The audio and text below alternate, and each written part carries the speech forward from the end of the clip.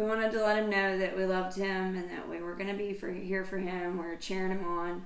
And I just told him that he's an extraordinary human being. And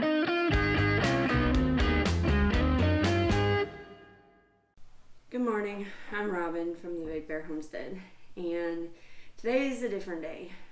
Today's video is not really going to be about homesteading. That's kind of a part of it, and kind of debated back and forth on whether to make this video, but most of you out there we consider family, so I figured we'd go ahead and do this video so that you all can kind of say your goodbye as well. Today is the day that we take Blaze up to Athens to get him signed in. There'll be a little bit of a brief. They're going to tell us basically what to expect during the 13 and a half weeks that he'll be gone, what kind of contact we'll get, things like that. And then we'll get to have lunch or whatever with him and then say our goodbyes. Then tomorrow we'll go to Atlanta for his final swearing in and then tell him goodbye one more time before he's off to Paris Island boot camp. So this video is kind of to chronicle that, not just for us, but for him and for you. So let's get this day started. Okay, so here we are a few days later. It's actually Thursday now, and we have had an interesting time. Let me back you up and take you through what happened after the original video that I shot. Sunday, we went up to Athens for our family briefing. They gave us a packet with the mailing information minus his details as far as what platoon he would be in and things like that. They told us, what to expect, loosely what to expect. We took a picture with Jason, Blaze, and Jason's father, so there's 3 generations of Marines, which is pretty cool. Then we went downstairs, had a really quick bite to eat with Blaze. It's pretty somber. We just kind of all sat down, ate, and took it all in. And then we walked back to the recruiter's office and waited until the shuttle came. Shuttle came and picked him up. There was a couple of hugs and words of encouragement from his recruiters, and then he got on the shuttle and away he went. So that was Sunday.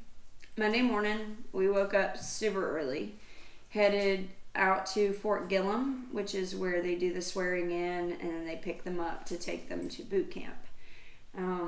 It was a rough time. We sat for two and a half hours waiting for Blaze's name to be called. Finally called him in. They had a closed circuit TV on the outside so you could see them getting ready. They were kind of running them through it to practice it, to make sure that they understood what needed to happen. So then we went in there and they swore them all in. And then the gentleman told us that we had 2 minutes. So a very quick, abrupt goodbye. So we said our goodbyes. It was a little rough. Girls were obviously, upset that they were going to have to say goodbye to Blaze. I was a little upset. But we knew that we had to be strong for him because this was going to be an emotional ride down there. And the first, week or so is really rough. So we wanted to let him know that we loved him and that we were going to be here for him. We were cheering him on. And I just told him that he's an extraordinary human being and that he shouldn't settle for ordinary. And so we chose not to hang around. There were some people that I think waited for them to get on the bus. But we just kind of let that go, got in the car, and came home.